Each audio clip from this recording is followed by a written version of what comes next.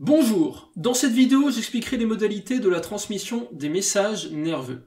Les messages nerveux font de la communication nerveuse, qui est essentielle dans notre organisme, puisqu'elle permet à notre corps de pouvoir se mouvoir, et à notre cerveau de pouvoir recevoir et interpréter des informations. Les messages nerveux se transmettent grâce à des cellules spécialisées, les neurones, dont voici un exemplaire.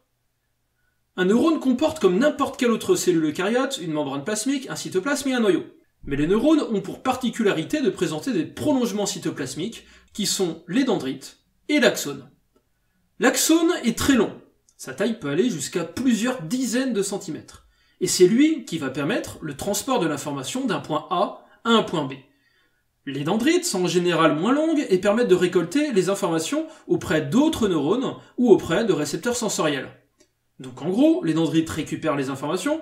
En réponse à ces informations, le corps cellulaire élabore un nouveau message qui va partir le long de l'axone et qui va informer au bout d'autres neurones ou des cellules musculaires.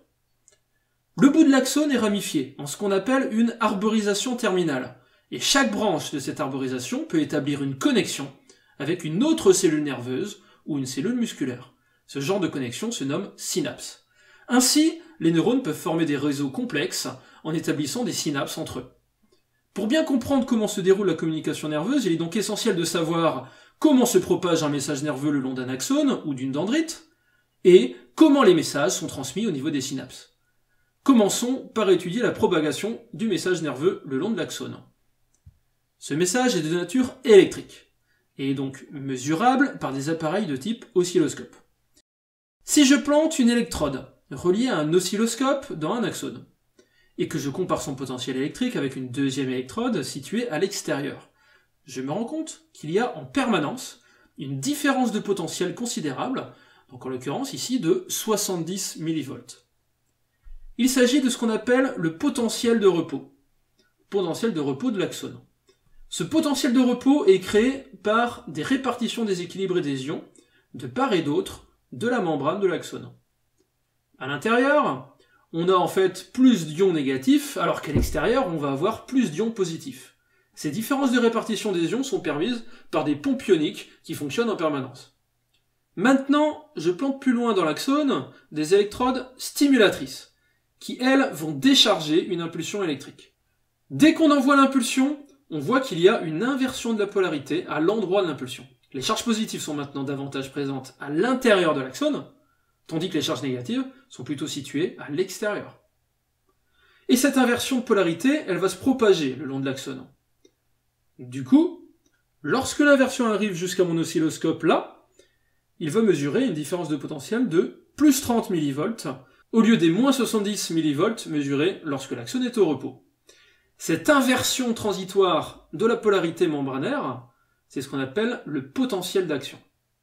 Le potentiel d'action sur un oscilloscope réel, ça ressemble à ça. Sur un graphique, ça donne ça. Et donc si je décompose le signal en plusieurs parties, je vois qu'on a déjà une dépolarisation entre A et B, puis une repolarisation positive cette fois entre B et C. On a ensuite une repolarisation entre C et D, et enfin, une petite hyperpolarisation entre D et E. Et ensuite, le potentiel de membrane revient à un potentiel de repos normal. Si je réitère l'expérience en changeant l'intensité de la stimulation, je remarque que, quelle que soit l'intensité, on aura toujours les mêmes potentiels d'action. De même, le potentiel d'action ne faiblit pas avec la distance. Il reste strictement le même, quel que soit l'endroit où je branche mon oscilloscope. Du coup, ça me pose un problème concernant le codage du message nerveux. Si le potentiel d'action est toujours le même, eh bien, comment l'axone pourrait-il être capable de propager des messages différents entre eux? Eh bien, le truc, c'est qu'il y a rarement un seul potentiel d'action isolé, mais plutôt un train de potentiel d'action constitué de plusieurs potentiels d'action identiques, plus ou moins espacés. Et chaque train de potentiel d'action est caractérisé par une certaine fréquence, qui correspond au nombre de potentiels d'action par unité de temps. Et cette fréquence va être conservée le long de l'axone. Du coup, vous l'aurez sans doute compris, c'est la fréquence des potentiels d'action qui permet de coder l'information. Pour bien comprendre ça, faisons l'expérience de stimuler un axone avec 4 stimulations d'intensité croissante.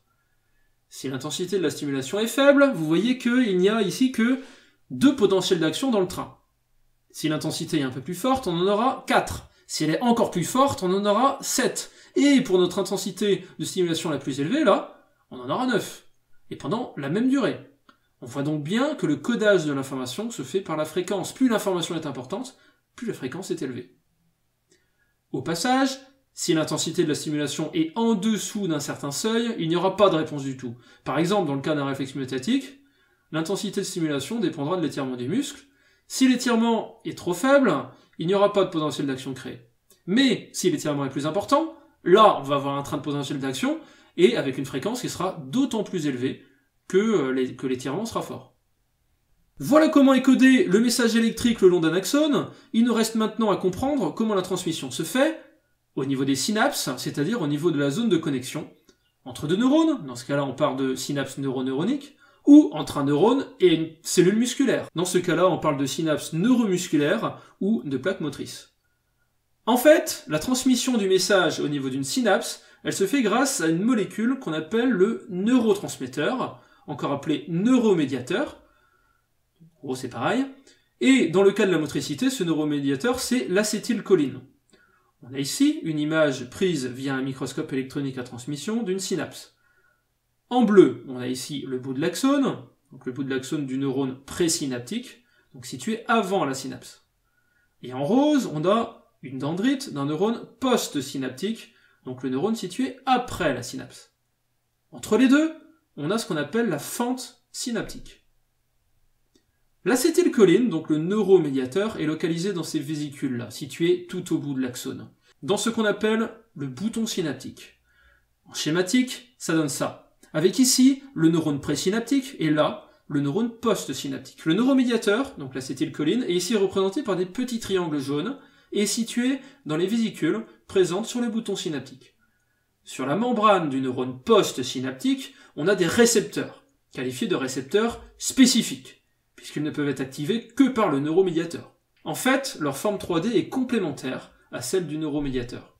Lorsque le message nerveux électrique arrive, sous forme d'un train de potentiel d'action au bout de l'axone, il va déclencher l'exocytose du neuromédiateur.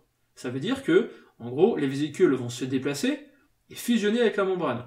Et ça va permettre de relâcher le neuromédiateur dans la fente synaptique. À ce moment-là, le neuromédiateur va pouvoir interagir avec les récepteurs spécifiques qui sont situés sur la membrane du neurone post-synaptique. Et c'est cette interaction qui va entraîner des réactions en cascade et qui vont déboucher sur l'élaboration d'un nouveau train de potentiel d'action, similaire à ce qu'on avait donc au départ dans le neurone présynaptique, mais qui va du coup partir cette fois dans le neurone post-synaptique. Du coup, le message il sera bien transmis correctement d'un neurone à l'autre. Après l'interaction entre neuromédiateur et récepteur spécifique, le neuromédiateur se détache et va être recapturé par le neurone présynaptique. On a ainsi une sorte de recyclage du neuromédiateur. Au passage, il faut être bien conscient que toutes ces étapes sont relativement lentes par rapport à la propagation d'un potentiel d'action. Du coup, c'est vraiment les synapses qui ralentissent la communication nerveuse. C'est pour ça qu'un réflexe qui ne met en jeu qu'une seule synapse peut se déclencher très rapidement. Évidemment, la synapse ne fonctionne que dans un seul sens, vu que les vésicules qui contiennent les neuromédiateurs ne sont présents que dans le neurone présynaptique. Alors, il ne nous reste maintenant plus qu'à élucider comment le message est codé au niveau de cette synapse, c'est-à-dire comment il est possible de respecter les fréquences initiales du train de potentiel d'action. Eh bien en fait, le message est codé en concentration de neuromédiateurs. Je m'explique, si le train de potentiel d'action qui arrive a une faible fréquence, alors il y aura peu d'exocytose et donc peu de neuromédiateurs relâchés. La concentration du neuromédiateur sera faible dans la fente synaptique, donc le neurone post-synaptique sera peu stimulé, et il laissera ainsi générer un train de potentiel d'action de faible fréquence. Si au contraire le train de potentiel d'action qui arrive présente une fréquence plus importante, alors il y aura plus de neuromédiateurs relâchés, donc une forte stimulation du neurone post-synaptique, et donc il générera un train de potentiel d'action plus resserré, avec une fréquence plus forte. Ce système de codage permettra donc ainsi de respecter l'importance du message de part et d'autre de la synapse. Voilà donc pour le fonctionnement d'une synapse neuroneuronique, mais il faut savoir que pour la synapse neuromusculaire, ça fonctionne exactement de la même manière, à la différence près que, dans ce cas-là, ce sont les potentiels d'action post-synaptiques qui déclenchent la contraction du muscle. Il faut savoir qu'il existe des molécules qui présentent de fortes similarités par rapport aux neuromédiateurs, et qui du coup sont capables de prendre leur place dans les récepteurs spécifiques. Ceci peut du coup perturber le fonctionnement de la synapse, c'est le cas par exemple de la majorité des drogues et des substances myorelaxantes. On utilise beaucoup ces molécules en médecine, mais à forte dose, elles constituent un véritable poison et peuvent générer des dépendances problématiques. Par exemple, l'abus de substances myorelaxantes peut déclencher des paralysies qui peuvent être mortelles. Voilà, j'en resterai là pour le cours d'aujourd'hui, en vous donnant rendez-vous pour une prochaine vidéo.